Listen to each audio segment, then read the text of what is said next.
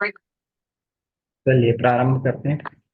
नमो अरिहंताणं, नमो सिद्धाणं, नमो आयरिहाणं, नमो वज्रायाणं, नमो लोये सव्यसाहूणं।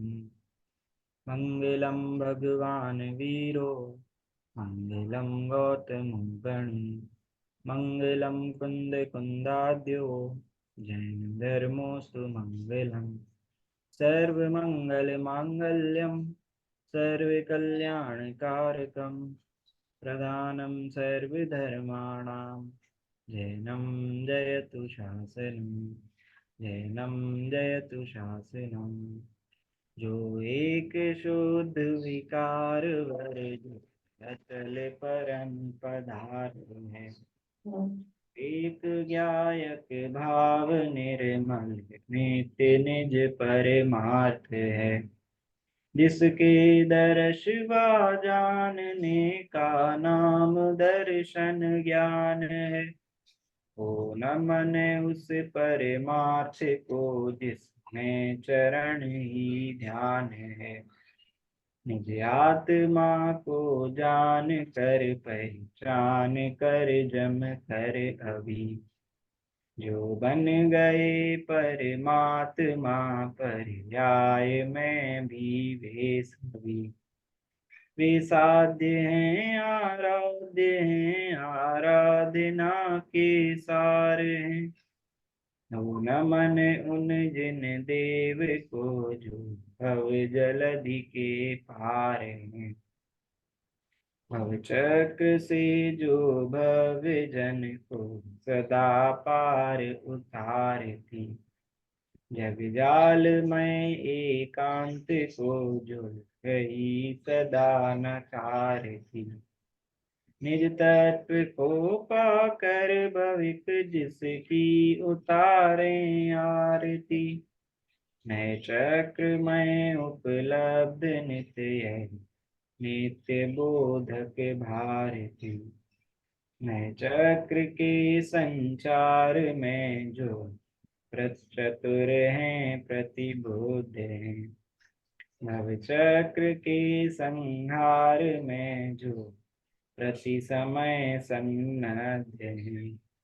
निज आत्मा की साधना में निरत तन मन नगन है। भव्य जन के शरण जिनके शरण उनको नमन है। कर कर नमन निज भाव को जिन जिन गुरु जिन वचन को। निज भाव निर्मल करन को जिन हर कथित नए चक्र को।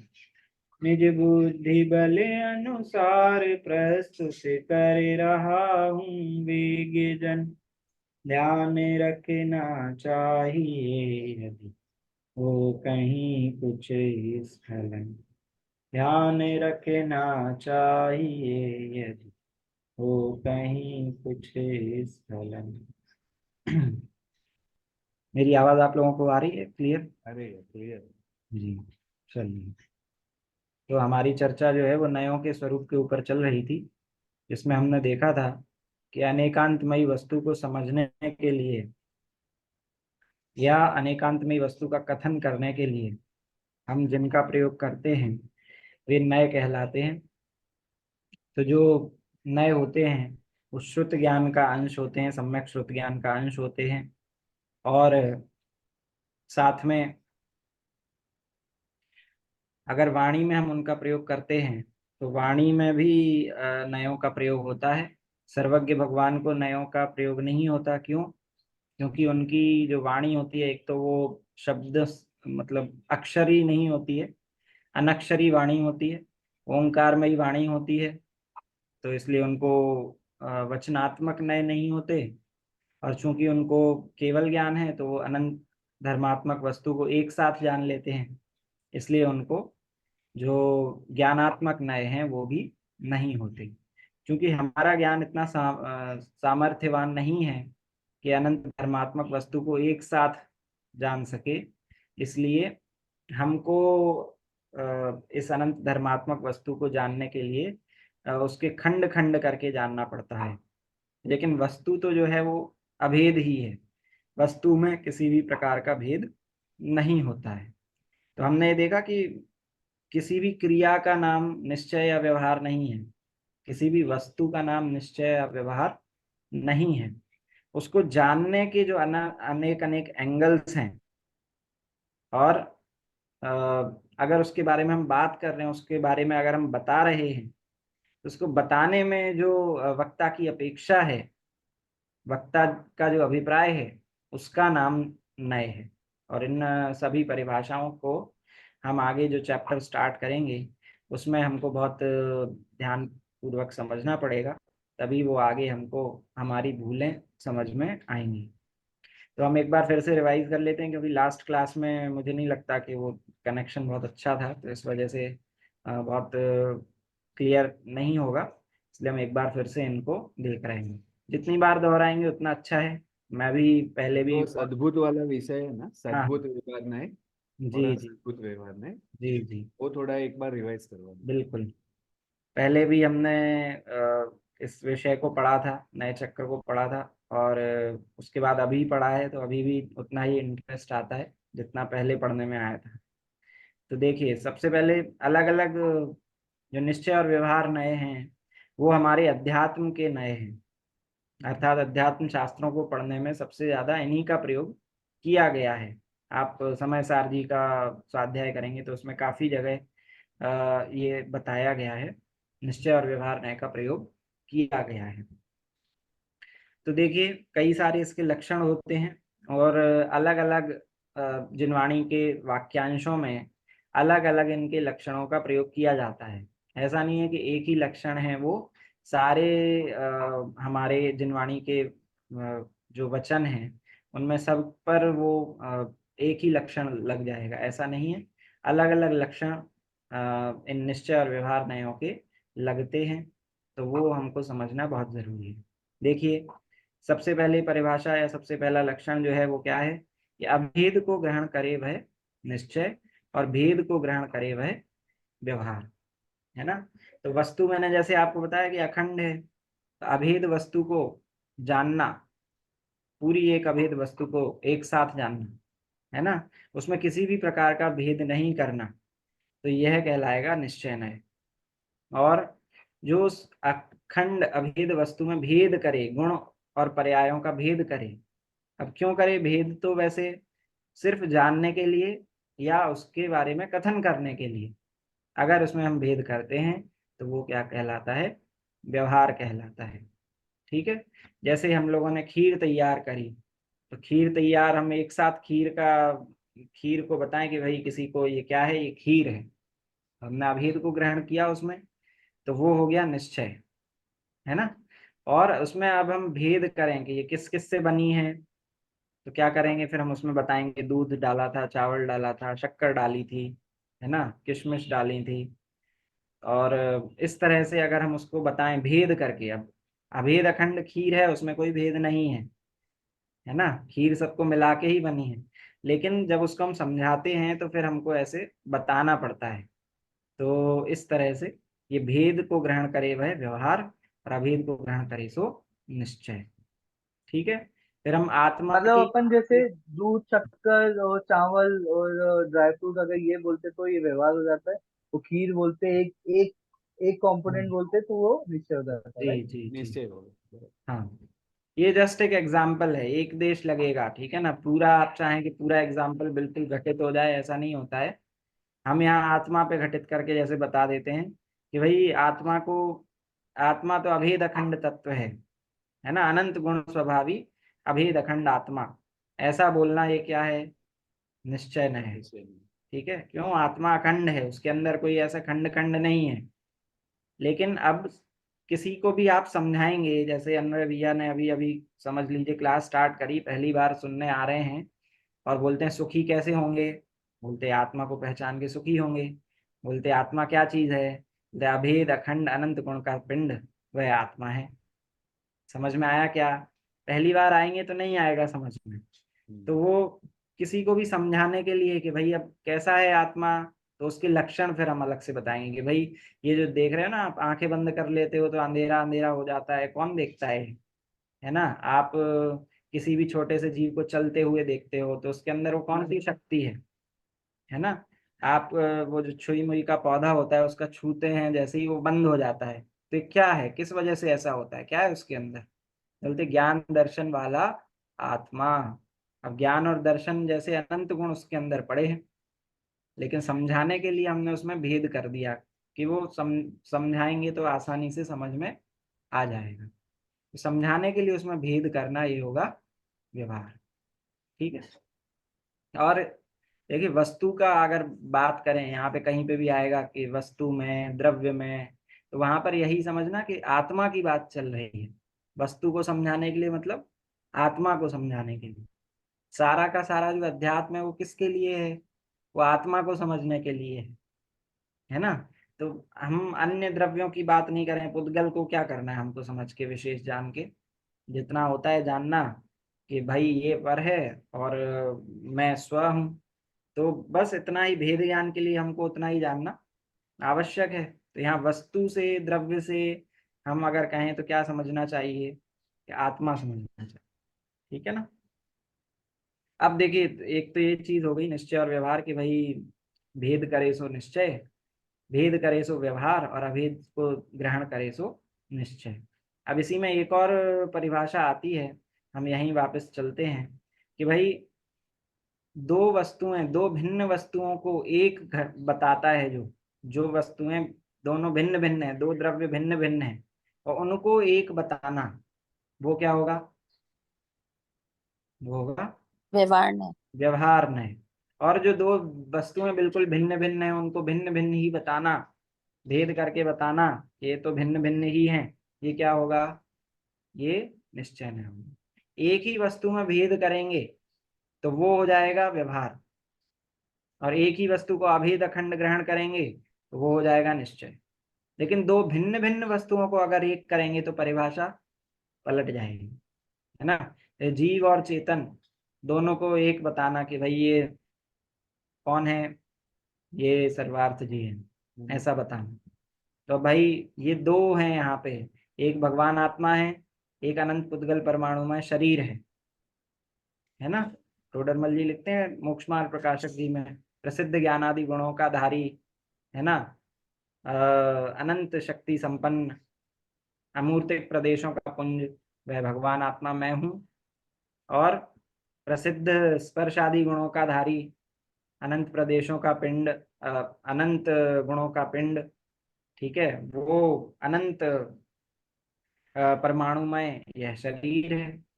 तो अब एक जगह पे दोनों चीजें साथ में हैं, उनको साथ देखना, है ना, ये मनुष्य है ऐसा कहना, ये क्या हो गया, ये व्यवहार है। ठीक है। निश्चय क्या है, कि देह चेतन एक हो ही नहीं सकते, देह चेतन एक हैं, एक हो सकते नहीं, यह कथन है परमार्थ का।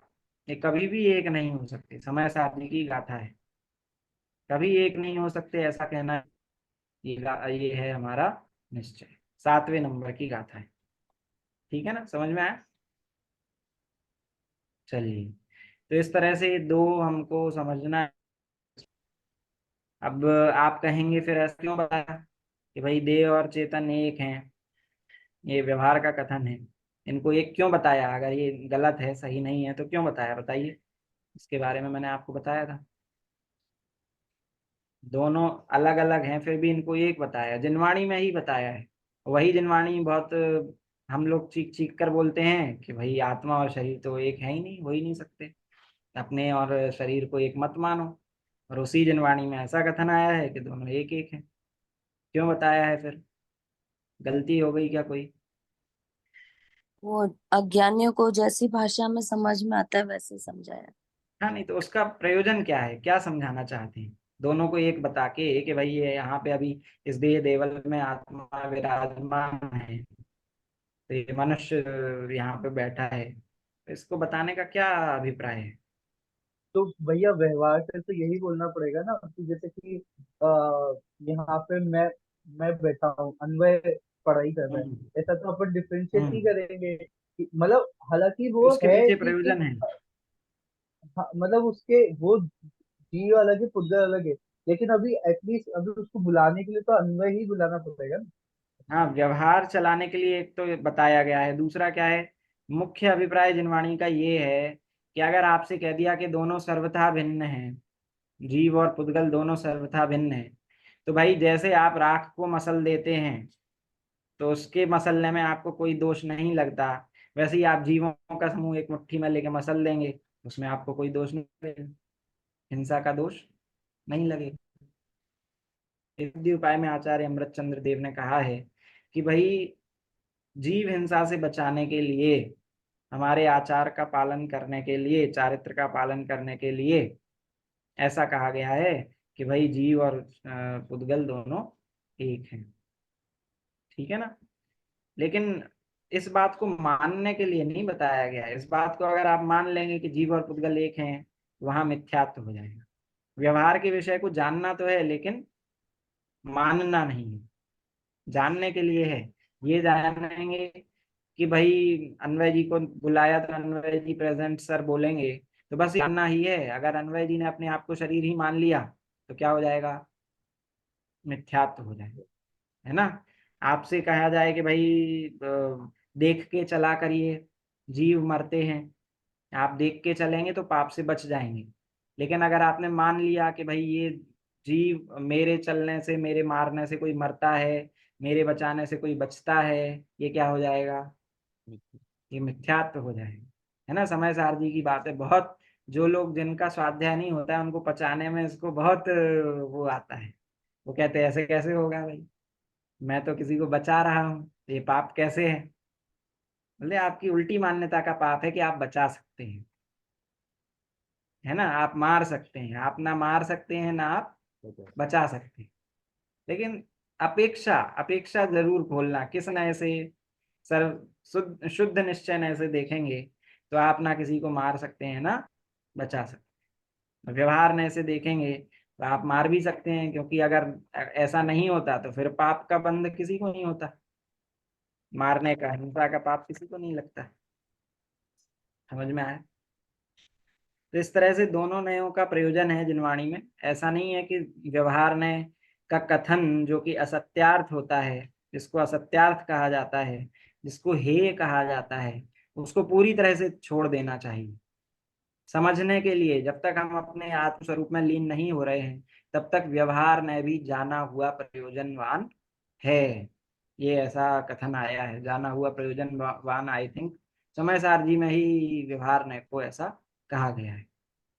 मतलब हमको जानने में उसका प्रयोग करना है, सिर्फ जानने के लिए है वो, मानने के लिए नहीं है। आपने अगर व्यवहार नय के विषय को वैसा का वैसा मान लिया तो आपका मिथ्यात्व हो जाएगा। ठीक है। लेकिन निश्चय नय के विषय को आप जैसा बताया है वैसा मानेंगे तो सम्यक दर्शन की प्राप्ति आपको होगी। ठीक है। संजीव जी गोधा जी के प्रवचन इस पे मैं सुन रहा था, तो उसमें वो कहते हैं कि व्यवहार नय जो है वो समझने के लिए है, व्यवहार नय समझने के लिए, और निश्चय नय समा जाने के लिए है। निश्चय नय समा जाने के लिए, निश्चय नय का जो विषय है भगवान आत्मा, उसमें आपको समाना है, उसमें अपनत्व कर लेना है, उसमें पूरी तरह से डूब डूब जाना है। अब व्यवहार नय को मात्र निश्चय तक पहुंचने के लिए आपको बस उसका प्रयोग करना है। जैसे नाव होती है, नाव होती है ना। आप उसमें बैठे दूसरे किनारे तक जाने के लिए, तो नाव समझ लीजिए वो व्यवहार नय है। व्यवहार नय से आपने आत्मा को समझा कि उसके अंदर आत्मा के दर्शन स्वभावी है, ऐसी ऐसी शुद्ध पर्याय होती हैं, अशुद्ध पर्याय होती हैं, आपने समझ लिया आत्मा को। अब आप दूसरे पहुंच भी गए, अब आप नाव को नहीं छोड़ें। दूसरे किनारे पर पहुंचने के बाद भी आपको ये लगे कि यार ये नाव ने मेरे को दूसरे किनारे तक पहुंचाया है, तो मैं इसको कैसे छोड़ सकता हूँ, ये तो बहुत अच्छी चीज है, इसको कैसे छोड़ सकता हूँ मैं, इसको तो नहीं छोड़ सकता। आप जब तक उसको छोड़ेंगे नहीं तब तक आप किनारे पर नहीं पहुंच पाएंगे। वैसे ही आप व्यवहार नय वाले आत्मा को समझ लिया, जान लिया, लेकिन अब आपको जिस आत्मा में समाना है तो वो व्यवहारने से पकड़ में नहीं आएगा।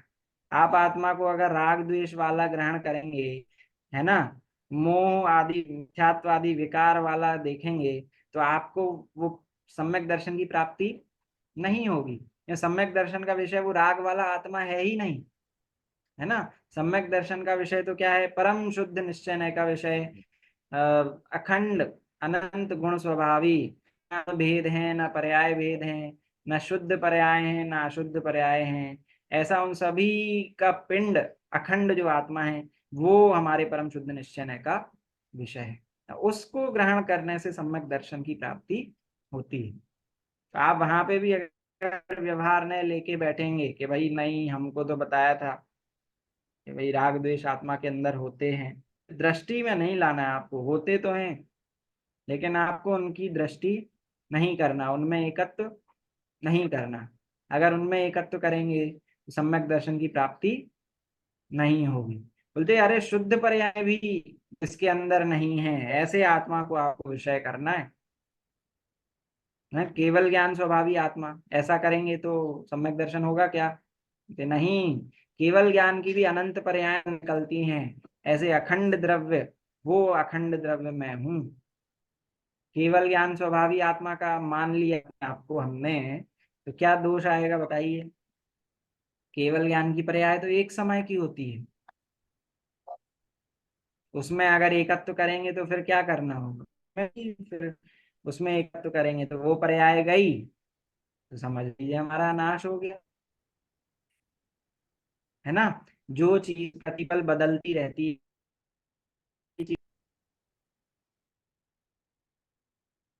एक ट्रेन है उसका टाइमिंग बिल्कुल फिक्स है, 10 बजे सुबह आएगी, तो भरोसा करेंगे सब टाइम पे पहुंच जाएंगे। ये कभी 10 बजे आ रही, कभी 12 बजे आ रही, कभी 1 बजे आ रही, आप रिलायबल होके उस पर विश्वास करके जा पाएंगे कहीं? नहीं जा पाएंगे। तो ठीक वैसे ही पर्याय जो है वो एक समय की है ना। वैसा की वही पर्याय फिर से नहीं आती है। केवल ज्ञान की जो पर्याय अभी एक समय पहले है, वही पर्याय एक समय बाद नहीं होगी। वैसी की वैसी तो होगी, वही की वही नहीं होगी। तो ऐसी अनंत पर्यायें, केवल ज्ञान की पर्यायें जिसमें से निकलती हैं, ऐसे अभेद आत्मा को विषय बनाने से, ऐसे अभेद आत्मा में एकत्व करने से सम्यक दर्शन की प्राप्ति होती है। उसको विषय बना, बोलना केवल ज्ञान की पर्याय नहीं है, नहीं करना। समझ में आया क्या? आवाज नहीं आ रही, कोई प्रश्न? आवाज कर गई भैया आपकी। आवाज नहीं आ रही? ब्रेक हो गई। आवाज ब्रेक हो रही है फिर से। हाँ जी। तो इतना मैंने समझाया कि भाई किस प्रकार का आत्मा जो है वो सम्यक दर्शन का विषय, पूरी पुस्तक लिखी है दृष्टि का विषय भगवान आत्मा। कभी समय मिलेगा तो हम उस पर चर्चा करेंगे। अभी तो हमारा ये था, अभेद को ग्रहण करे सो निश्चय और भेद को ग्रहण करे सो व्यवहार, ये हमने देखा। अब देखिए दूसरा, दूसरा इसका है अनुपचरित कथन करे सो निश्चय और उपचरित कथन करे सो व्यवहार। क्लियर है? आवाज क्लियर है? क्लियर। उपचरित कथन करे सो निश्चय, अनुपचरित प्रकार की फॉर्मेलिटी नहीं करें, जैसे का तैसा, जैसा वास्तविकता में है वैसा ही वास्तविकता में बता देना, उसमें कोई मिलावट नहीं करना, कोई दिखावट नहीं करना, है ना। क्यों? काम नहीं चलाना हमको। निश्चय मतलब वास्तविक, तो बिना किसी उसमें मिलावट के, बिना किसी दिखावट के, बिना किसी पे उपचार किए, कहने के लिए नहीं मानने के लिए भी, ऐसा जो कथन करे वो होता है निश्चय। और जो उपचार से कथन करता है, जिसमें वास्तविकता तो नहीं है लेकिन हमारा काम उससे चलता है, लोक व्यवहार उससे चलता है, तो ऐसा जो कथन करता है वो कहलाता है व्यवहार। देखिए उदाहरण दिया था, जैसे डिब्बे का भी मैंने आपको उदाहरण दिया। डिब्बा है, कई सारे डिब्बे रखे होते हैं, है ना। मम्मी कहती हैं जाओ भाई वो शक्कर का डिब्बा तो उठा के लाओ। शक्कर का डिब्बा देखा है क्या किसी ने? मेहमान आते हैं घर पे, कहते हैं जाओ वो एक मिठाई का डिब्बा रखा होगा, लेके आओ जरा। मिठाई का डिब्बा कहाँ है, किसी ने देखा क्या आज तक? लेकिन हम समझते हैं वो मिठाई का डिब्बा नहीं है तो वो प्लास्टिक का, स्टील का, गत्ते का, किसी का भी डिब्बा होगा। लेकिन हमारा व्यवहार उससे चल रहा है कि मिठाई के संयोग से होने के कारण, मिठाई के संयोग में होने के कारण हम उसको मिठाई का डिब्बा कह देते हैं, है ना। जैसे टोडरमल जी का उदाहरण है, घी का घड़ा। पहले घड़ों में घी रखा जाता था, अब तो स्टील के हमारे डिब्बे आ गए, तब घड़े में घी रखा जाए। तो घी के संयोग से घड़े को क्या कह देते थे, घी का घड़ा। तो ये उपचार का कथन है। मिट्टी का घड़ा, ये वास्तविक कथन है ना। कोई पूछे कि भाई हॉस्टल में रहते हैं तो ये कपड़े किसके हैं, क्लास में जैसे होता था ना, जब हम छोटे थे क्लास में पढ़ते थे, बच्चे को किसी का बॉक्स मिल गया, पेंसिल बॉक्स, ज्योमेट्री बॉक्स, तो उसने पूछा ये किसका है, तो आपने देखा कि अरे ये तो मेरा है, तो आप कहेंगे ये मेरा है हाथ उठा के, वो कहेगा अरे तुम्हारा कैसे, ये तो स्टील का है, ये तो प्लास्टिक का है, तुम्हारा कैसे? बोलते वो भी सही है ना, लेकिन अभी इसकी ओनरशिप मेरी है ना। तो जिससे हमारा व्यवहार चले, जिससे हम लोक व्यवहार में प्रवर्तन कर पाए, तो वो मिलावट का जो कथन है वो कहलाता है व्यवहार, है ना। और जिसमें किसी प्रकार की मिलावट नहीं हो तो वो कहलाता है निश्चय। ठीक है। और ये फिर हमने और भी उदाहरण देखे थे। वास्तविकता में हमारे एक दो तीन मामा होंगे, लेकिन उनके दोस्त भी कभी घर आते हैं तो उनको भी हम क्या बोल देते हैं, कभी कभी मामा बोल देते हैं, उपचार से मामा बोल देते हैं, जानते हम भी हैं कि वो मामा नहीं है, लेकिन उनको बोल देते हैं। चलते ये चलते जैसे रास्ते में जा रहे हैं, नल भैया आना। जी, दादाजी, जरा साइड हो जाइए, है ना। अब दादाजी बोलते हैं, दादाजी मानने थोड़ी लगते हैं। ठीक है, इस तरह से समझना चाहिए। हाँ जी, बताइए, कुछ बोल रहे हैं? हम्म, तो उपचार कथन सो व्यवहार, और जिसमें किसी भी प्रकार का उपचार नहीं है, जो वास्तविकता है, वो कथन करने वाला निश्चय है। अब इसको धार्मिक अपन इसमें अपने प्रयोजन पे घटाएं, है ना। तो शुभ भाव से मोक्ष होता है, ऐसा कह देना, यह भगवान की भक्ति नहीं करोगे कभी तुम मोक्ष में नहीं जा पाओगे, संसार में ही अटके रहोगे। तो भगवान की पूजन भक्ति करना चाहिए, बहुत पुण्य का बंध होता है, मोक्ष भी मिलता है ना। भगवान की भक्ति से कह देते हैं स्वर्ग मोक्ष दातार, भुक्ति मुक्ति दातार, 24 दिन राजवर, है ना। भुक्ति मतलब भोग, और मुक्ति मतलब मोक्ष, तो दोनों दिलाती है भगवान की भक्ति। बताइए, निश्चय का कथन है, व्यवहार का कथन है? व्यवहार। व्यवहार का कथन है ना। भगवान की भक्ति से मोक्ष होता, कितने सालों से भक्ति कर रहे हैं और कितने लोग कब से भक्ति कर रहे हैं। शास्त्रों में एक भी उदाहरण आता है कि भाई रावण भक्ति करते करते मोक्ष चला गया। कितनी भक्ति करता था वो, तो नसों को निकाल के उनकी वीणा बना के और फिर उसने भक्ति करी है। हम कर सकते हैं वैसी भक्ति? हम नहीं कर सकते। लेकिन फिर भी कह दिया भुक्ति मुक्ति दाता 24 दिन राजवर। तो वहां क्या समझना, वहां समझना व्यवहार का कथन है, उपचार का कथन है। बहुत उपचार से कहा है कि भाई भगवान की भक्ति करने से मोक्ष की प्राप्ति होती है। वहां उसको सत्य मान के अगर अटक गए तो आगे नहीं बढ़ पाए, तो उसका वो प्रेम है। समझ में आया क्या? उपचार का कथन वो व्यवहार, और अनुपचरित कथन वास्तविक कथन कि भाई भगवान की भक्ति से मोक्ष नहीं होता, अपने ज्ञानानंद स्वभावी आत्मा में एकत्व करने से मोक्ष होता है। इसके साक्षात उदाहरण हमारे सामने हैं। तो ये होता है निश्चय। ठीक है, ये हमारी दूसरी परिभाषा थी, दूसरा लक्षण था। इसके बाद तीसरा लक्षण है, आत्माश्रित कथन करे सो निश्चय और पराश्रित कथन करे सो व्यवहार।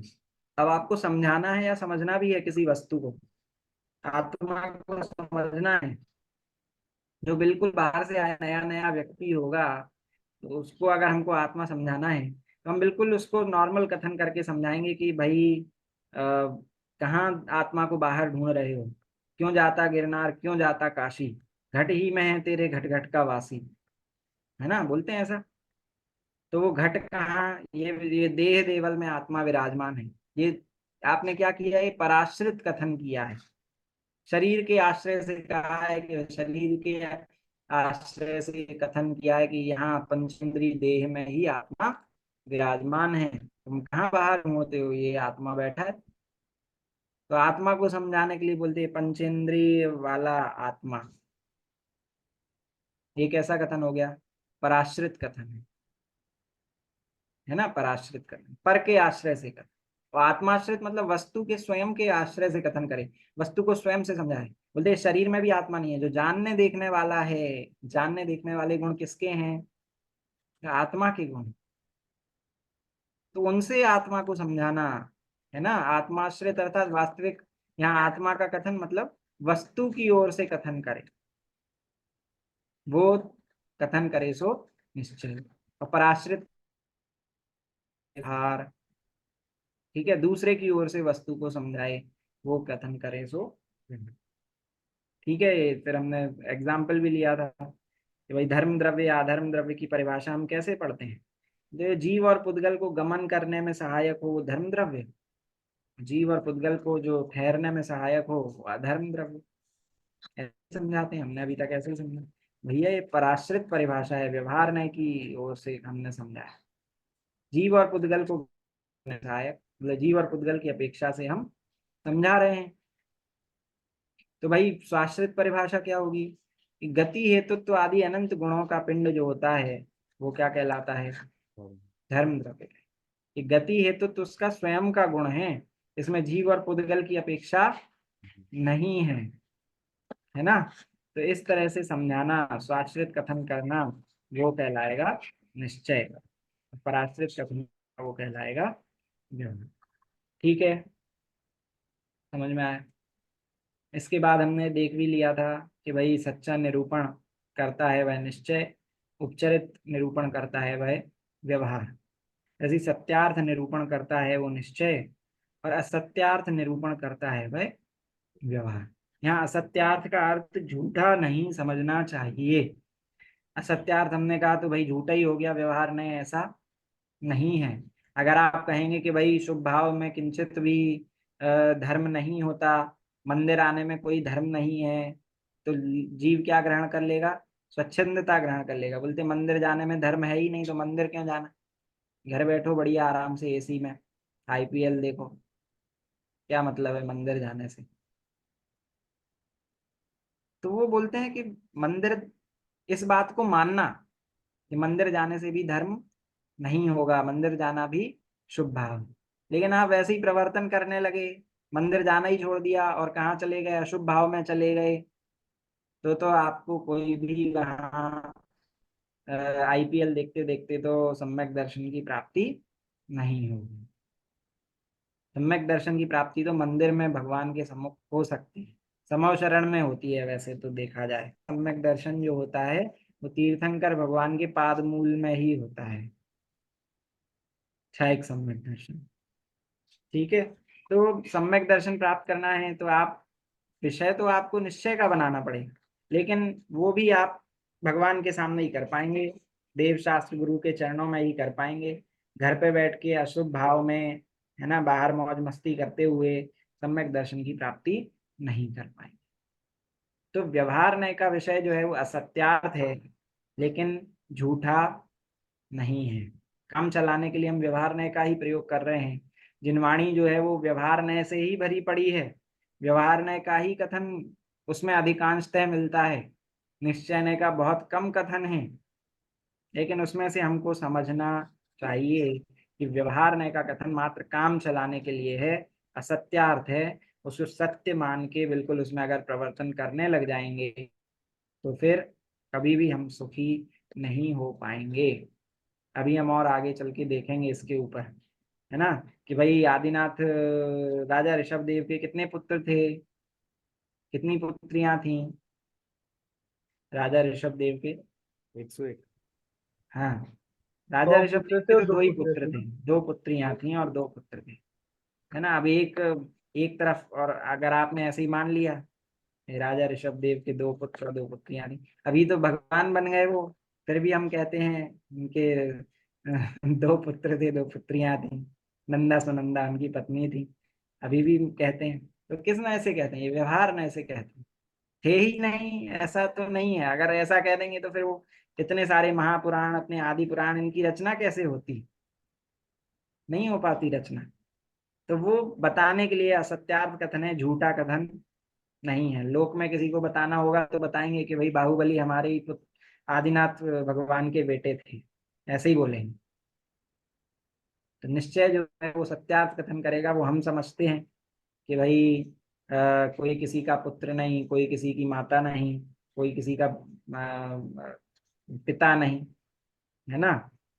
तो मानना इस चीज को, निश्चय नय के विषय को मानना, व्यवहार नय के विषय को मात्र जानना। ठीक है।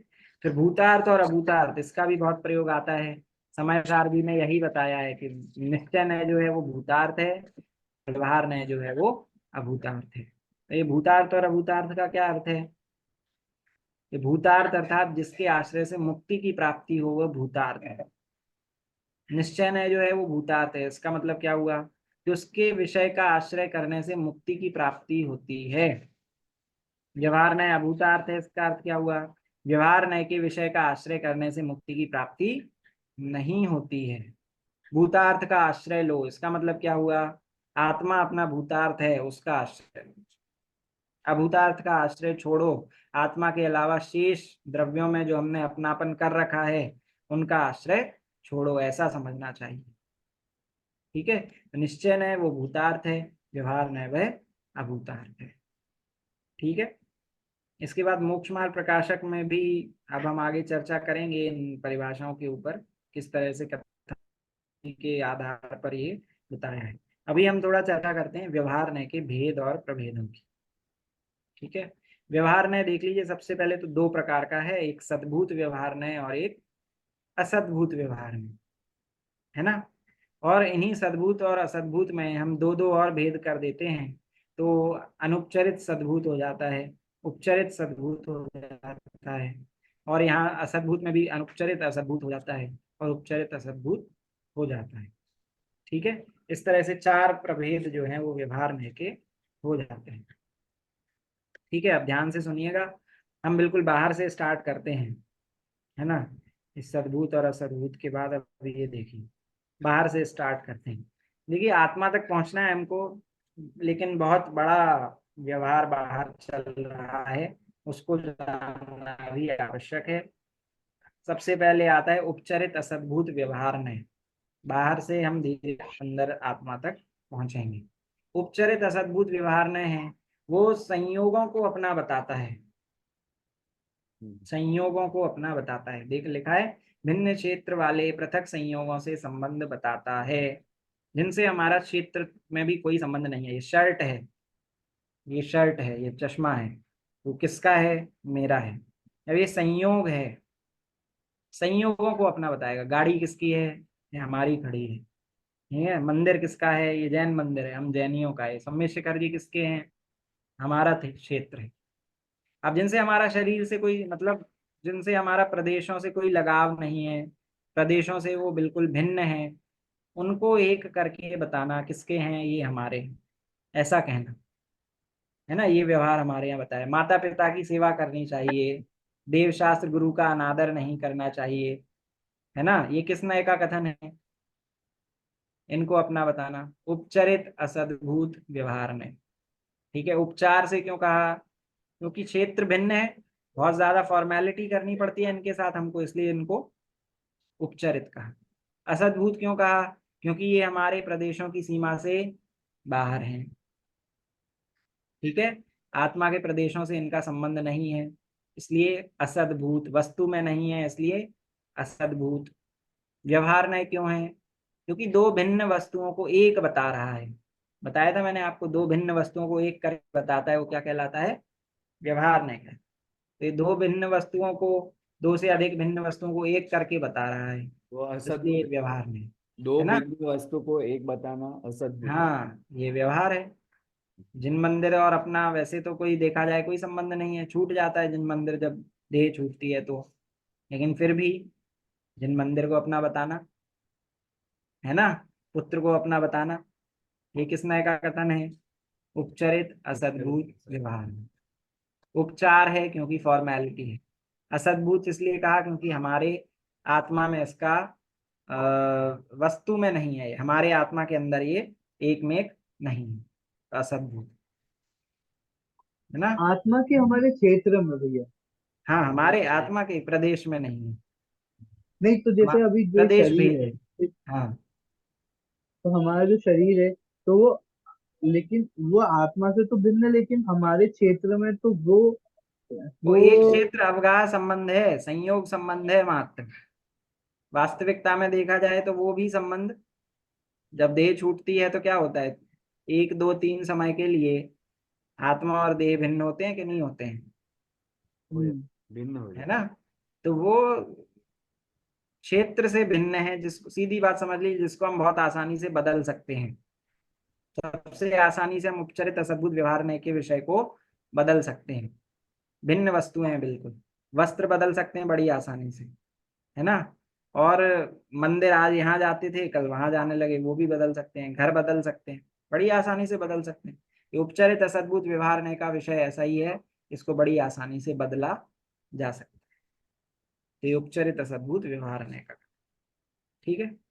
अब चलिए आगे और पास में आ गए, इन सभी संयोगों से हम और बोलते कि यहाँ तो आत्मा नहीं मिलेगा, और पास में आते हैं, बोलते कहाँ, बोलते द्रव्य कर्म और शरीर को आत्मा का कहना, ठीक है। शरीर को, अब शरीर बिल्कुल और पास में आ गया, रहता एक साथ है आत्मा के, लेकिन वहां पे भी भिन्न है। दूध पानी की तरह संबंध इनका जानिए, है ये पंच परमागम में से किसी एक की गाथा है। दूध और पानी जैसे एक में एक दिखाई देते हैं, सोना और किट्ट कालिमा एक दिखाई देते हैं, है ना, लेकिन एक होते हैं क्या, है 50 ग्राम सोने का आपने आभूषण बनवाया, और उसमें अब 50 ग्राम शुद्ध सोने का तो आभूषण बनेगा नहीं, उसमें आपने 20 ग्राम चांदी मिला दी, तो भैया कितने ग्राम का सोने का आभूषण दे दिया आपने, कितने ग्राम का सोने का आभूषण है, 50 ग्राम सोना 20 ग्राम चांदी, और उसका हमने बनवाया हार। कितने ग्राम सोने का हार है, कितने ग्राम के पैसे मिलेंगे? 50 ग्राम सोने के मिलेंगे। 50 ग्राम सोने के ही पैसे मिलेंगे। अब वो दिख जरूर आपको रहा है कि एक में एक हो गए हैं बिल्कुल, लेकिन वहां एक में एक है क्या, वो नाप करके बताएगा बिल्कुल। सुनार जो होगा वो आपको बताएगा 50 ग्राम ही सोना है, 20 ग्राम चांदी है, उसके ही पैसे दे पाऊंगा। 20 ग्राम के पैसे, अब आप लड़ाई करो, अरे हमने तो पैसे खर्च करे थे, पूरे पैसे हमसे लिए थे, अब कह रहे हो 50 ग्राम ही सोना है, तो ऐसा नहीं चलेगा। वैसे ही द्रव्य कर्म और शरीर अब दिखते हैं आत्मा के साथ, द्रव्य कर्म तो साथ ही नहीं छोड़ते, जब तक संसार अवस्था है तब तक चिपके हुए हैं, लेकिन जो द्रव्य कर्म उदय में आ जाते हैं फिर उसके बाद क्या होता है, वो खिर जाते हैं, भिन्न हो जाते हैं आत्मा से, फिर उनके साथ आत्मा का कोई संबंध नहीं रहता। तो द्रव्य कर्म और शरीर से आत्मा का संबंध बताना, बोलना मैं लंबा, मैं छोटा, मैं गोरा, ठीक है, ये कहना, ये मैं मोटा, मैं पतला, ऐसा कहना, ठीक है, ये क्या होगा, अनुपचरित। अनुपचरित असद्भुत व्यवहार। अनुपचरित क्यों है, क्योंकि इसके साथ हमको थोड़ी कम फॉर्मेलिटी करनी पड़ती है, ठीक है। और असद्भुत क्यों है, अभी भी आत्मा और शरीर एक थोड़ी हो गए हैं, कहने के लिए एक हैं, दुनिया भी यही जानती है, कहने के लिए एक है। बोलते शरीर से अपने आप को मत देखो, जो लोग होते हैं ना बहुत सांवले से होते हैं या मोटे से होते हैं, उनको बोलते हैं भाई be comfortable with your self, है ना। ये जो आपको दिखाई दे रहा है बाहर से, ये आप नहीं है, ये तो बदल जाएगा, एक्सरसाइज करेंगे तो मोटे से पतले हो सकते हैं, पतले से मोटे हो सकते हैं, तो वो भी जानते हैं, लेकिन असद्भुत है, हमारे आत्मा के प्रदेशों में ये नहीं है। व्यवहार न क्यों है, क्योंकि दो भिन्न चीजों को अभेद बता रहा है, इसलिए व्यवहार है। और नए क्यों है, क्योंकि ये एक तरह का दृष्टिकोण है, एक तरह का देखने का नजरिया है, ठीक है, इसलिए नए। एक एक शब्द का यहाँ पे पूरा अर्थ है, ऐसा नहीं कि ऐसे ही बना दिया। तो द्रव्य कर्म और शरीर से आत्मा का संबंध करता है, स्थापित करता है वो कहलाता है अनुपचरित असद्भूत व्यवहार में। समझ में आया क्या? ठीक है। तो पाप कर्म का उदय आएगा तो भोगना पड़ेगा। तो कौन से पाप कर्म का उदय? मेरे पाप कर्म का उदय, ऐसा कहना। मेरे पाप कर्म का उदय चल रहा है, तो ये कौन से पाप कर्म का उदय? हमने बांधे थे उनको, ऐसा कहना कि मेरे पाप कर्म का उदय है। ये कौन से नय का कथन है? अनुपचरित। अनुपचरित असद्भूत व्यवहार। समझ में आया? चलें आगे। अब देखिए सद्भूत, अब हम थोड़ा और आत्मा के करीब आते हैं। अब आत्मा में ही प्रवेश कर गए, है ना। लेकिन अभी देखिए उपचरित सद्भूत व्यवहार ने किसको कहता है? अपना अल्प विकसित और विकारी पर्यायों को आत्मा का कहता है। मैं भूल हो रही है आप लोगों से, हम सभी से भूल हो रही है, उस भूल को अपना बताता है। ये मोह राग द्वेष कहाँ उत्पन्न हो रहे हैं? वृक्ष में उत्पन्न हो रहे हैं, टेबल कुर्सी में उत्पन्न हो रहे हैं, कहाँ उत्पन्न हो रहे हैं? होते हैं क्या इन सभी में उत्पन्न? नहीं होते हैं, बोलते वो आत्मा में ही उत्पन्न होते हैं। तो आत्मा इन मोह राग द्वेष वाला है, ऐसा कहना, है ना। कि जब ऐसा कहेंगे तभी तो फिर उस भूल को दूर कर पाएंगे। इसको जब अपना ही नहीं मानेंगे इन भूलों को, तो इन भूलों को दूर कर पाएंगे कि नहीं कर पाएंगे। जैसे विकारी पर्यायों को आत्मा कहना उपचरित सद्भूत व्यवहार है। ऐसी अल्प विकसित पर्यायों को, मति ज्ञान वाला आत्मा, शुद्ध ज्ञान वाला आत्मा, अल्प विकसित पर्याय, है ना, इनको आत्मा कहना। औपशमिक सम्यक दृष्टि आत्मा, ऐसा कहना। ये उदाहरण दिए हैं, है ना। तो ये उपचरित सद्भूत व्यवहार ने का कथन है। सद्भूत इसलिए है क्योंकि मतलब इसमें आत्मा में ही है, वस्तु में ही है, इसलिए सद्भूत है। ये उपचार से क्यों कह रहे हैं? क्योंकि वास्तविकता में आत्मा ऐसा नहीं है। वास्तविकता भिन्न है, उपचार से ऐसा कहा जा रहा है ना। मति ज्ञान और शुद्ध ज्ञान जो पर्याय हैं वो आत्मा का स्वभाव नहीं है। आत्मा का स्वभाव तो केवल ज्ञान पर्याय है, केवल ज्ञान स्वभावी आत्मा है ना। तो उपचार से इनको ऐसा कह रहे हैं, इसलिए उपचरित सद्भूत व्यवहार ने। अब व्यवहार क्यों कह रहे हैं? क्यों भाई, आत्मा तो अखंड तत्व है, उसमें भेद कर रहे हैं। अभी हम अभेद वाला चला रहे थे, अब यहाँ आ गया भेद, आत्मा के अंदर आ गए ना। तो आत्मा के अंदर पहुंच गए, अब उसमें भी हम भेद करके उसको समझ रहे हैं कि भाई मति ज्ञान श्रुत ज्ञान वाला आत्मा, औपशमिक क्षायोपशमिक सम्यक दर्शन वाला आत्मा। मतलब इसका मतलब है कि एक द्रव्य में जो भेद करता है, समझो, हाँ उसे सद्भुत कहते हैं, बराबर है। एक द्रव्य में भेद करना, अखंड द्रव्य में हाँ, वस्तु में ही है, उसको समझने के लिए भेद करें, भेद करते हैं। वो सद्भुत। ठीक है। भैया ये समझ नहीं आया, ये सद्भुत व्यवहार है, समझ नहीं आया। सद्भुत व्यवहार ने क्यों क्यों ये राग द्वेष कहाँ होते हैं? वस्तु में ही है, हमारी अंदर है ना, वस्तु में ही है, उत्पन्न कहाँ हो रहे हैं? हमारी अंदर। मति ज्ञान श्रुत ज्ञान कहाँ है? वस्तु में ही है, आत्मा में ही है, तो इसलिए सद्भूत है। मतलब एक वस्तु में कोई भी चीज रहेगा, उसको अलग हाँ, अलग उसको करने ही, का, उसी को उसका अलग भेद करके करने का, समझाना, भेद कर करके समझाना, ये क्या वो है? सद्भुत कहते हैं। उपचरित सद्भूत, उपचरित है ना। सद्भुत। अब ये भी अपना स्वभाव नहीं है, इसलिए उपचार से कह रहे हैं। खराब चीज को अपना कहते हैं, है ना। अभी डॉक्टर को जाएं, डॉक्टर को बताएं ये यहाँ पे थोड़ा ये फुंसी हो गई, यहाँ चेहरे पे पिंपल्स हो गए, हुए कहाँ है? आपके ही चेहरे पे हुए ना। स्वभाव है क्या वो अपना? नहीं नहीं, स्वभाव नहीं है। तो स्वभाव नहीं है फिर मतलब भी जो उसको स्वभाव अपना के कहें। विपरीत। उपचार हैं, हाँ, उपचार से अपना कह रहे हैं। कोई फुंसी को अपना मान ले तो उसको नष्ट करने का उपाय कर पाएगा क्या? डॉक्टर साहब एक उदाहरण देते हैं, बोलते एक दादाजी थे, तो तो पहले तो जॉइंट फैमिलीज होती थी, बड़े बड़े परिवार होते थे, है ना। तो बहुएं भी होती थी, बहुओं की भी बहुएं आ जाती थी। दादाजी रहते थे घर पे, है ना। उनको खांसी थी, तो खांसी थी तो जैसे ही जब अंदर आते थे तो एक बार खांस देते थे। खांस देते थे तो सारे लोग बिल्कुल व्यवस्थित हो जाते थे। बहुएं जो थी वो व्यवस्थित, मतलब घूंघट डाल के, और ये सब पता चल जाता था कि दादाजी आ गए, है ना।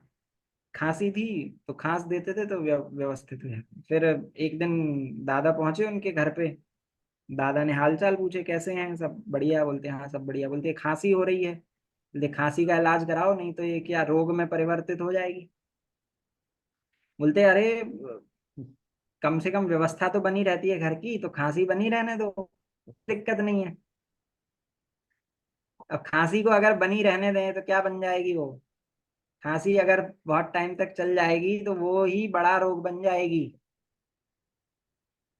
तो वो दादाजी ने क्या किया, वो रोग था उसमें अपनापन कर लिया। बोलते हम असली खांसी हमारे पास है, दादा बोलते नकली खांसी खांस देना, खांसी को दूर करने का तो इलाज करो। बोलते जब हमारे पास असली है हम नकली क्यों खांसेंगे। बोलते तुमने इसमें अपनापन कर लिया तो ये रोग बन जाएगा, दमा का रोग हो जाएगा, है ना, ऐसा रोग हो जाएगा। तो उसको दूर करने का प्रयास नहीं करोगे तो यही रोग जानलेवा भी हो सकता है। तो इसलिए बताया कि रोग है, आत्मा ये शरीर के साथ है, शरीर में हो रहा है, हमको ही हो रहा है, मिथ्यात्व रूपी रोग है। लेकिन उसको अगर अपनापन उसमें कर लिया, भाई चलो ठीक है, अपने ही अंदर है तो यही, उसमें अपनापन कर लिया तो सम्यक दर्शन नहीं हो। रोग है, आत्मा में उत्पन्न हो रहा है, लेकिन फिर भी उसको दूर करना है, वो हमारा स्वभाव नहीं है। राग द्वेष कहाँ उत्पन्न हो रहे हैं? आत्मा में ही उत्पन्न हो रहे हैं, सद्भूत। तो उनको दूर करना है, कौन करेगा दूर? कोई और करेगा क्या? हमको स्वयं को ही करना है। तो उपचार से उनको अपना कह दिया कि भाई इनको अपना मानो, अपना नहीं मानोगे तो इनको दूर कैसे करोगे? मति ज्ञान शुद्ध ज्ञान को अगर अपना नहीं मानोगे तो फिर क्या केवल ज्ञान कैसे प्रकट होगा? उसको फिर आप केवल ज्ञान में परिवर्तित करने के लिए प्रयास नहीं करोगे, है ना। जो बोलते हैं ना कि भाई छोटा सा थोड़ा सा ज्ञान हो गया तो बहुत अपने आप को बुद्धिमान समझ लिया। मैं गुरुदेव बोलते हैं भाई अनाथ तुम केवल ज्ञान स्वभावी हो, कहाँ इन छोटी मोटी क्षयोपशम ज्ञान में अपनापन करके बैठ गए। क्षयोपशम ज्ञान से अपने आप को महान मान लिया, शास्त्रों का ज्ञान हो गया थोड़ा सा तो अपने आप को महान मान लिया। ये अल्प ज्ञान है, क्षयोपशम ज्ञान है, थोड़ा सा ज्ञान है। जैसे ही शरीर का वैसे ही ये भी छूट जाएगा, तो कहाँ इसको अपना मान लें।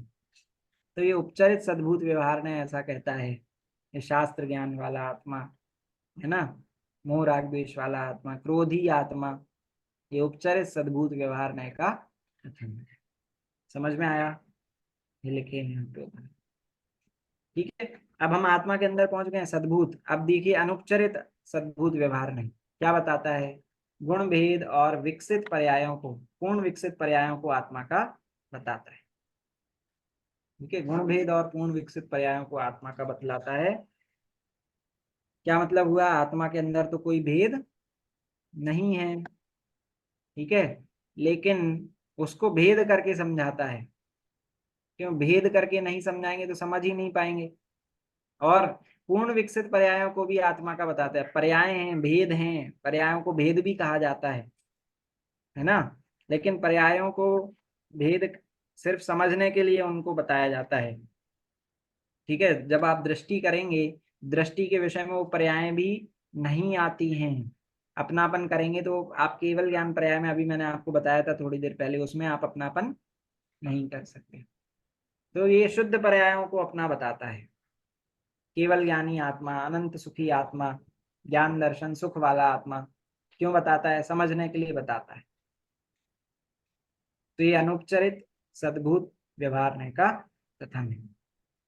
ठीक है, कोई संशय, कोई प्रश्न? ये जो मतलब उपचारित, हाँ। हाँ जी अंकल जी पूछिए। अभी इसमें आपने एक एग्जाम्पल लिया है, सम्यक दृष्टि आत्मा, जो हाँ उपचारित सद्भुत व्यवहार में, हाँ। और इसमें लिया है ज्ञान दर्शन जो है। हम्म इसमें अपन ने जो गुण है ज्ञान हम्म। दर्शन वाले, वो उसको अलग अलग कह के बताया है। हाँ, गुण भेद इसके लिए किए हैं, अनुपचरित हो गए। अनुपचरित। और ये आत्मा एक में ही है, आत्मा की ही चीज है। अब अच्छी चीज को अपना कहेंगे कि नहीं कहेंगे? केवल ज्ञान वाला हूं मैं तो, केवल ज्ञान स्वभावी हूँ। केवल ज्ञान लेकिन क्या है? एक पर्याय है। ऐसे अनंत गुणों की अनंत पर्याय होती हैं एक साथ, लेकिन एक गुण की एक पर्याय से अपने आप को ऐसा बताना कि भाई मैं तो केवल ज्ञान स्वभावी हूँ, ये व्यवहार है, अनुपचरित सद्भूत व्यवहार। उपचार करने की जरूरत नहीं है, अपनी चीज है, अच्छी चीज है, उसको ही अपना बता रहे हैं, है ना। और सद्भूत क्योंकि अपने ही अंदर होती है इसलिए सद्भूत है। व्यवहार क्यों है? क्योंकि हम भेद करके बता रहे हैं, अभेद अखंड वस्तु में भेद कर रहे हैं। इसलिए व्यवहार है, मतलब ये आत्मा के अंदर है, इसके लिए सद्भूत है, इसलिए सद्भुत। बाउंड्री के अंदर है। बिल्कुल, और अगर बाहर, आत्मा के ही प्रदेशों में ही उत्पन्न तो होता है ना केवल ज्ञान तो। बराबर, हाँ, तो इसलिए सद्भुत है। और बाहर रहेगा मतलब आत्मा के बाहर के इसमें रहेगा तो असत। असद्भुत, असद्भुत। हाँ जी, अन्वय जी पूछिए। हाँ भैया, ये जैसे ये उपचारित सद्बुद्ध व्यवहार है, जो स्वभाव से विपरीत जो भी है वो सब उपचारित सद्बुद्ध व्यवहार है, राइट? हाँ, और मतलब ये सब अल्प विकसित पर्याय। हमारा लक्ष्य तो और पूर्णता का है, लेकिन फिर भी इनको अपना कह देना। जैसे सम्यक दर्शन अल्प विकसित है, क्योंकि पुण्य तो सम्यक केवल दर्शन ज्ञान में है, भी right? दो सम्यक दर्शन, औपशमिक सम्यक दर्शन और क्षयोपशमिक सम्यक दर्शन छूट जाते हैं, क्योंकि ये कुछ टाइम के ही रहते हैं। औपशमिक सम्यक दर्शन होते होते आपको मोक्ष नहीं हो सकता, आपको वो क्षयिक में परिवर्तित करना होगा, क्षय करना होगा कर्म प्रकृति में। वो क्षयिक सम्यक दर्शन वो होगा हमारा अनुपचरित सद्भुत व्यवहारने का। बराबर। क्षयिक सम्यक दृष्टि हम्म, पूर्ण है वो। देखिए, जैसा सम्यक दर्शन यहाँ क्षयिक सम्यक दृष्टि को चौथे गुण स्थान में होता है, वही सम्यक दर्शन वहां अनंत परमात्मा और सिद्ध परमात्मा को होता है। क्वालिटी में कोई डिफरेंस नहीं है, है ना? हाँ, क्लियर। और कोई प्रश्न? चलिए, तो ये व्यवहार नय हमारा हो गया, इसको हमने समझा। अब हम आते हैं निश्चय नय के ऊपर। अभी टाइम है, ले सकते हैं, छोटा सा ही टॉपिक है, या समाप्त करें? बताइए, जैसा आप कहेंगे वैसा करें।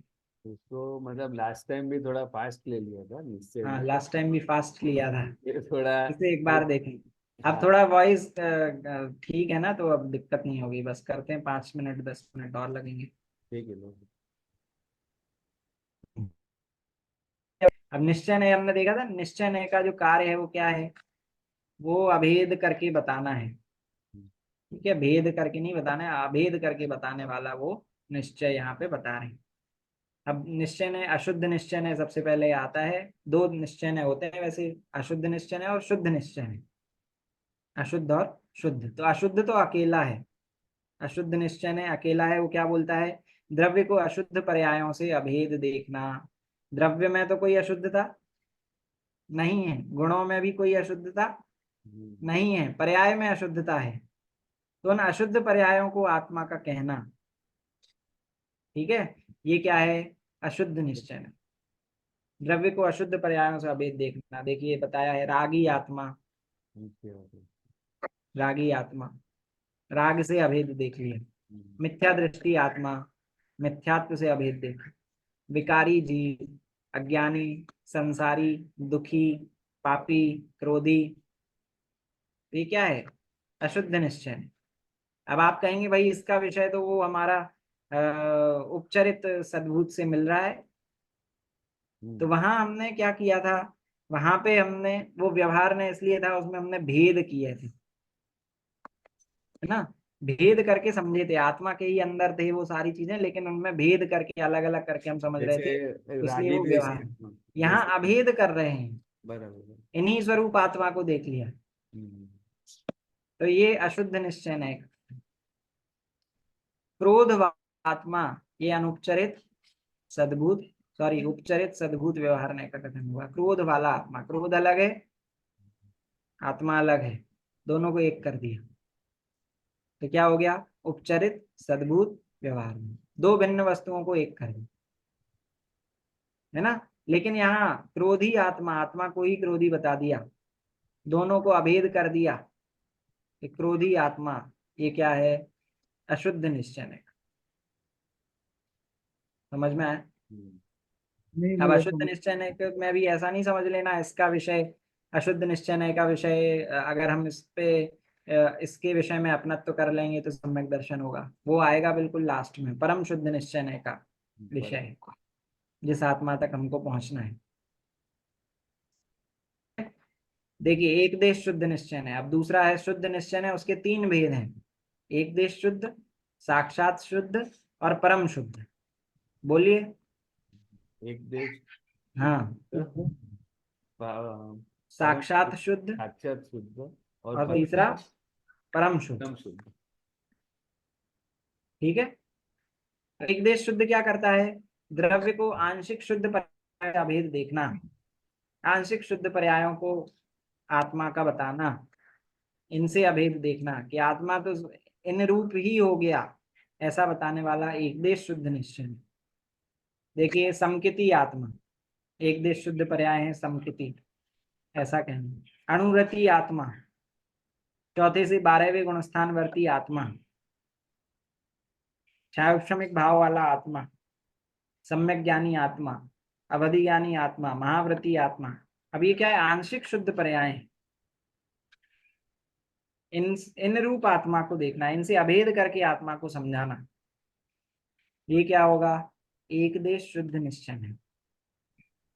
इसका विषय मिलता है हमारे अनुपचरित सद्भूत व्यवहार में, लेकिन वहां एक आत्मा में अभेद करके समझा रहे थे, इसलिए वो व्यवहार था। यहाँ अभेद आत्मा को ही रूप बता दे रहे हैं, इसलिए क्या है? निश्चय है। एक देश शुद्ध पर्याय आत्मा में ही होती हैं, उनसे अभेद करके दिखा रहे हैं, है ना। ये क्या है? एक देश शुद्ध निश्चय है। इसके बाद देखिए, साक्षात शुद्ध निश्चय में क्या बताता है? द्रव्य को पूर्ण शुद्ध पर्यायों से अभेद देखना। साक्षात शुद्ध मतलब पूर्ण पर्याय जो शुद्ध हो गई हैं, उनको द्रव्य से अभेद करके द्रव्य का कथन उस रूप करना कि भाई यही आत्मा है। एग्जाम्पल देखिए, कार्य परमात्मा, कारण परमात्मा और कार्य परमात्मा मैंने आपको समझाया। कारण परमात्मा हम तीनों काल में हैं, भूतकाल में भी थे, वर्तमान में भी हैं, भविष्य में भी रहेंगे। निगोद में भी जो जीव है वो कारण परमात्मा है, उसके अंदर परमात्मा बनने की शक्ति मौजूद है। जो शक्ति है वो तीनों काल है, वो कारण परमात्मा कहलाता। और उस शक्ति का आश्रय लेके आप पर्याय में भी परमात्मा, अरहंत परमात्मा और सिद्ध परमात्मा, वो क्या है? कार्य परमात्मा। जब कार्य हो गया तब आप बन गए कार्य परमात्मा। कारण परमात्मा आप त्रिकाल हैं, कार्य परमात्मा आपको बनना है। तो जो बनना है हमको, वो है साक्षात शुद्ध निश्चय है, कार्य परमात्मा। वीतरागी, वीतरागी क्या है? हमेशा से ही वीतरागी है? हमेशा से वीतरागी नहीं है। 13वें, आप 13वें गुणस्थान में जाके पूर्ण वीतरागी होते हैं, तो वो पर्याय है। तो उसको आत्मा का कहना, उससे ऐसा आत्मा बताना, कौन से नय का कथन है? साक्षात शुद्ध निश्चय, केवल ज्ञानी आत्मा। अभी पर्याय प्रकट नहीं हुई है, लेकिन केवल ज्ञानी आत्मा, क्षायिक भाव वाला आत्मा, पूर्ण सुखी आत्मा, अनंत ज्ञानी आत्मा, सिद्ध भगवान, ये क्या है? साक्षात शुद्ध निश्चय नय का कथन। ठीक है। द्रव्य को पूर्ण शुद्ध पर्यायों से अभिन्न, साक्षात शुद्ध निश्चय। ठीक है। इसके बाद आता है परम शुद्ध निश्चय है। वो क्या करता है? द्रव्य को पर्यायों से पार, गुण भेद से भिन्न, अभेद अखंड देखना, जो हमारी दृष्टि का विषय है, जिसके आश्रय से सम्यक दर्शन की प्राप्ति होती है, ऐसा परम शुद्ध निश्चय है। ये क्या बोलता है? कारण परमात्मा अभी भी परमात्मा हो, बने बनाए भगवान हो, है ना, हाजी हुजूर भगवान छे, वर्तमान में भगवान हो भैया। कैसे? किसने से? परम शुद्ध निश्चय नहीं। तो इसमें क्या क्या कथन आते हैं? कारण परमात्मा हो, अखंड आत्मा हो, त्रिकाली ध्रुव हो, जिसमें कभी पर्यायों का प्रवेश ही नहीं हुआ है, कभी नहीं बदलते, ऐसे त्रिकाली ध्रुव, है ना। कारण जीव हो, पारिणामिक भाव हो, जिसमें किसी का आश्रय नहीं लेना पड़ता, स्वतः पारिणामिक भाव, है ना। तीन है ना, जीवत्व, भव्यत्व और अभव्यत्व। तो परम पारिणामिक भाव हो, अपरिणामी हो, जिसके अंदर पर्याय होती नहीं है, जिसके अंदर परिणमन होता ही नहीं है, ऐसे अपरिणामी हो। कौन हो? आप स्वयं हो, ऐसा कहना परम शुद्ध निश्चय है। गुणस्थानातीत हो, आप कहेंगे नहीं हमारे तो गुणस्थान है, बोलते अभी वो हमारा विषय नहीं है। परम शुद्ध निश्चय की अपेक्षा से देखेंगे गुणस्थानातीत हो, गुणस्थानों का प्रवेश ही नहीं हुआ है कभी, ना मार्गणा स्थान में हो आप, ना गुणस्थान में हो, दोनों से पार हो, गुणस्थानातीत हो। सिद्ध समान हो, सिद्ध समान ऐसा कहना, सिद्ध हो हैं। समय सार जी के मंगलाचरण में क्या कहते हैं? मैं सिद्धों की स्थापना करते हैं, सबसे पहले आचार्य कुलकर्णी देव, और उनको नमस्कार करते हैं। किस मंगला ऐसे करते हैं? सिद्ध समान, परम शुद्ध परम शुद्ध निश्चय निश्चय। ऐसे। समझ में मतलब आया? परम, परम का मतलब हो गया अल्टीमेट, समझो। अल्टीमेट। और साक्षात का मतलब हो गया रियलिटी, रियल। हाँ, मतलब जो बाद में हुआ है, अभी प्रकट हुआ है, पर्याय है। हाँ परम शुद्ध निश्चय है वो द्रव्य को विषय बनाता है, अखंड, अभेद, हाँ जिसमें किसी भी प्रकार की पर्याय नहीं है, किसी भी प्रकार के गुण भेद नहीं है, हैं, लेकिन अभी वो हम उनको जानने का विषय नहीं बना, बराबर। उसका आश्रय लेंगे, है ना, अल्टीमेट। तो ये है हमारे दृष्टि का विषय, परम शुद्ध निश्चय का विषय वो हमारा विषय है। समझ में आया? कोई प्रश्न?